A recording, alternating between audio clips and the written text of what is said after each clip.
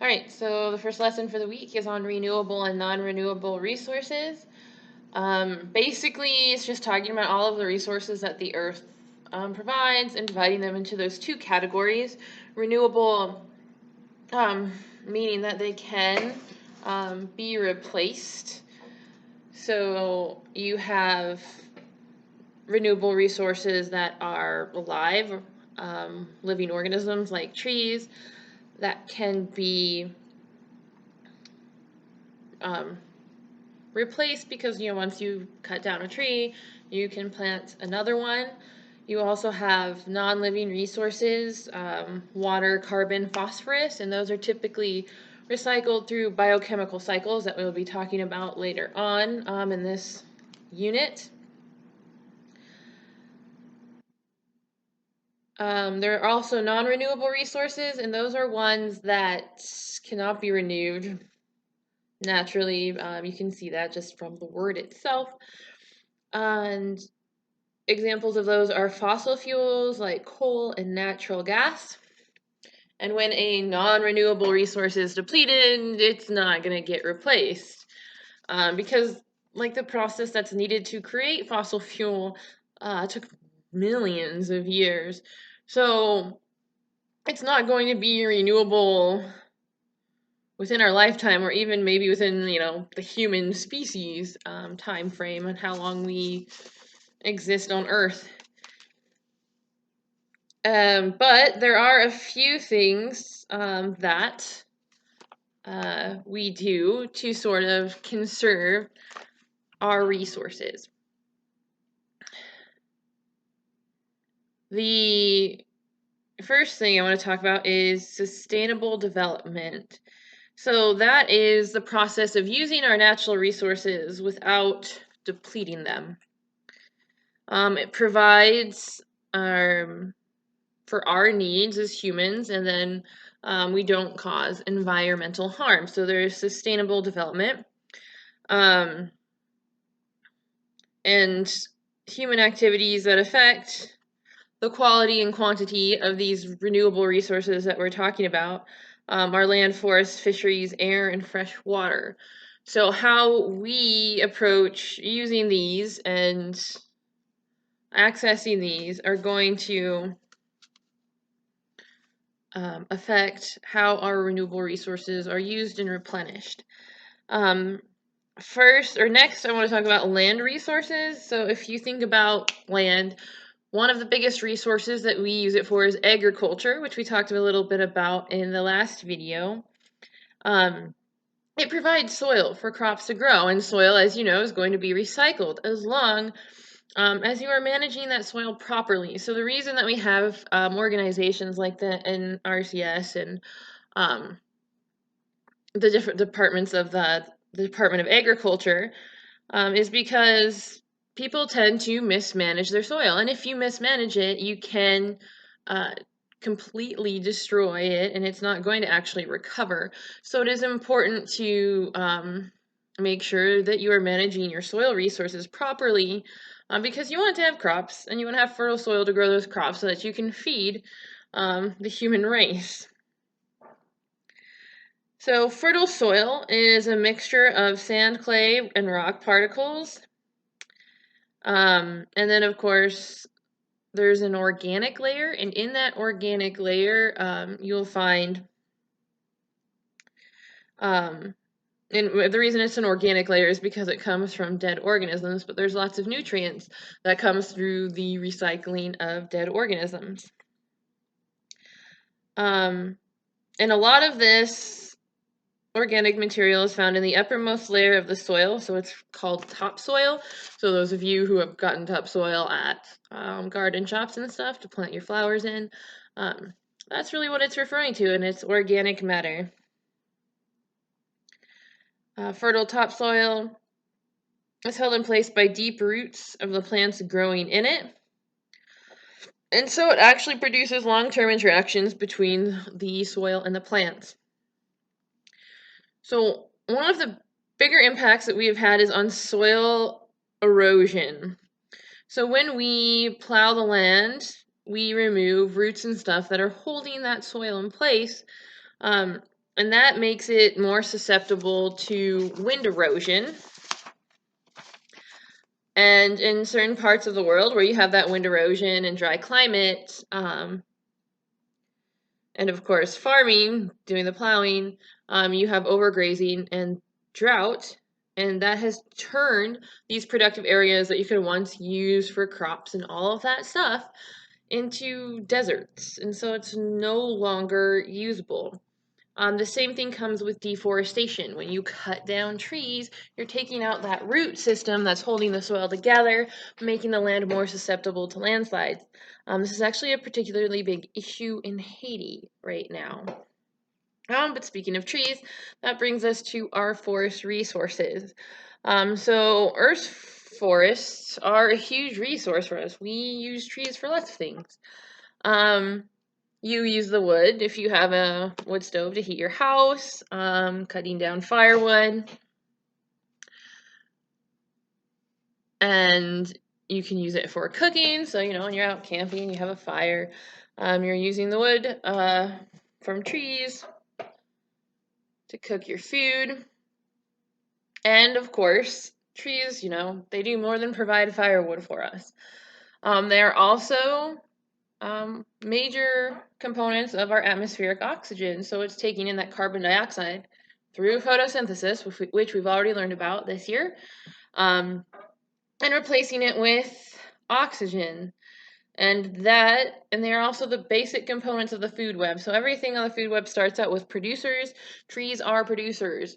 They get their energy from the sun. That's what makes them producers. They do not they're not heterotrophs. They don't eat their food. They get it from the sun. So forests also provide habitats for many other organisms. There are certain types of forests where very specific organisms do really well. For example, old growth forests are great habitats for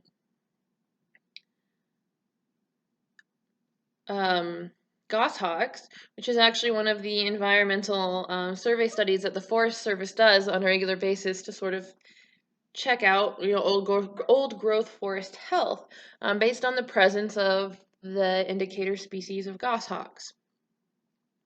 So some forests are considered renewable and others are non-renewable. So the temperate forests that we find in the United States, the northeastern United States specifically, are considered renewable. And they get cut down and they grow back. You also have old growth forests, which I was talking about with the goshawks, and those are forests that have not been cut, and they are like the trees are old growth. And so there's actually lots of spaces between the trees, which is good for birds of prey like the goshawk because they like to soar in between the trees, and you're only really going to find that in older forests. Younger forests tend to have lots of smaller trees bunched together because they haven't gone through the process of growing to their full capacity and, killing the underbrush underneath because of their canopy. So regeneration of forests does take time. You can actually see that in Yellowstone National Park. There were fires that went through in the 80s, and you can still see some pretty young regeneration of the forests there because new trees growing and things like that, because the environment is still recovering from that forest fire, even though it was quite a long time ago. 30 plus years. So those are our forests. Old growth forests are considered non-renewable because they take so long to recover. Like I said, it's been 30 plus years in Yellowstone and you still have those young trees growing to replace the old ones that were once there. So old growth forests take a longer time to replace because, they have to get to the old part. So once you log an old growth forest, you take it out of existence for quite a bit of time. Deforestation, that's a problem, especially with the rainforest. And if you deforest an entire area, it leads to severe erosion, like we were talking about earlier, because all of those roots from those trees that was holding that soil in place die. break down, and the soil becomes loose, causing wind, water erosion, whatever happens to be way more severe. Um, so there are many ways to actually use forest resources well. And one of the things that the Forest Service tries to do is they take sections of the forest and they create a plan. And they say, these are the trees we're going to take, these are the guidelines we have to follow. And before they can even do that, they have to have biologists come in and talk about how the species in that particular area of the forest are going to be affected. Putting in certain safeguards so that we don't destroy all of those habitats.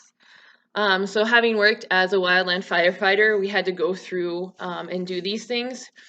So we would be assigned sections of forest every summer, and we would be given a plan. Like, you are to cut down trees that are so many feet apart and have a certain circumference to their trunk. Just so that you can create space to or sort of create a fire break for the forest and to also improve the forest health. A healthy forest does not have a lot of debris in it. So cutting down trees in a very systematic way can actually help conserve the resources of the forest. So there are lots of projects going on for that, because we went from one extreme to the other when it came to managing our forests. We went from, we're cutting down all the trees, clear cutting, and then we're like, no, that's not working. We're destroying environments. Erosion is getting out of control. There weren't great environmental impacts due to clear cutting, so they had to change it, but they kind of went the opposite direction. It was like, oh, we're not cutting down any trees.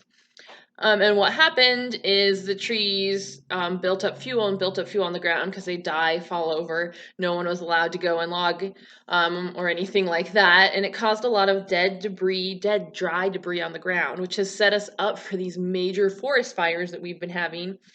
Because also around that time, we went into full suppression mode. If there was a wildfire, it was put out instantly. And so you had a bunch of small fires early on because there wasn't a lot of debris on the ground yet, but through time, through our actions and our choices, through managing our forests, we have created the mess that we have today with these extreme, huge wildfire conditions.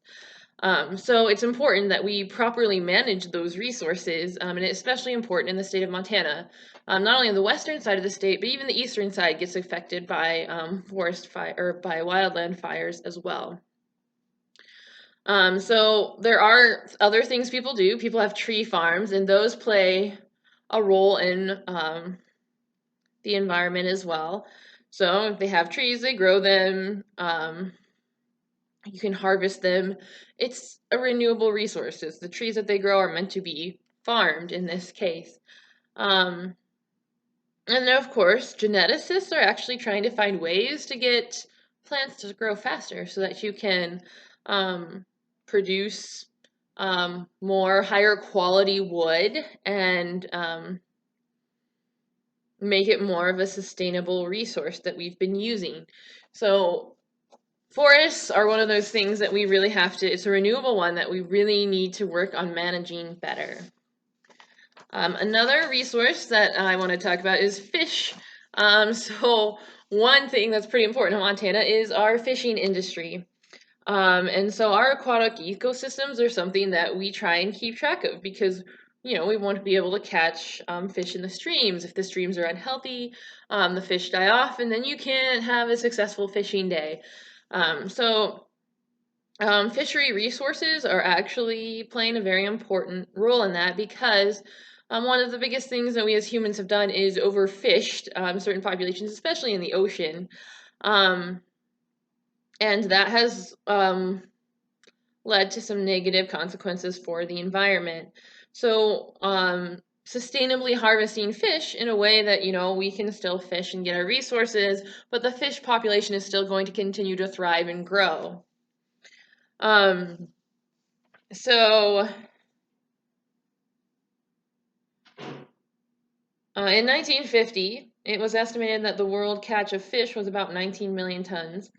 By 1990, the world catch had increased to over 90 million tons of fish. the population of some species of fish had dropped so low that scientists thought they were going to they may disappear forever. Or they still fear that they may disappear forever. So the fisheries of the oceans should be a renewable resource, but we haven't been managing it properly, so we could make it non-renewable. Because if we kill off the entire species, like there goes the fish that we've always been eating, and it's not gonna come back in any sort of fast manner. So even if the world goes on for millions of years and the population somehow the evolutionary mechanisms create the same type of fish, it's going to take millions of years for that to happen again. So when we deplete a species, we essentially, it's a non-renewable resource. But species of animals should be renewable because they should be able to, reproduce, make more young, and whatnot. So when we overhunt or overfish, we impact that resource. So, um, there are fisheries, there's even one in Miles City, it's pretty cool, that raise fish and then release them into specific water sources. And that's one way that they are sustaining the fish population in Montana. Another resource I want to talk about is air. Obviously, air is a resource that all living organisms depend on, so, we all have to breathe it. And one of the biggest pollutants that we see man-made is smog. Smog is a mixture of chemicals in the air that appears as haze in the atmosphere. And so you guys have probably seen the pictures online of COVID-19 where like through this quarantine you have some pretty smoggy skies. Then you have this progressive set of pictures until you can see it being pretty clear. Because we're not producing as much pollution because we're not going anywhere. Now, we don't really get to see that too much in Montana because we don't have the population to support it, but you can definitely see it in bigger cities and in more heavily populated countries. So, smog is considered a pollutant. A pollutant is harmful material that can enter the biosphere through land, air, or water. The burning of fossil fuels fills the atmosphere with chemicals as well as particles of ash and dust that can be health problems. Fortunately, most industries today use technology to control the emissions of smokestacks. Automakers also have strict emission standards that must be met on automobile exhausts. So, it's already 17 minutes. I've got to stop it.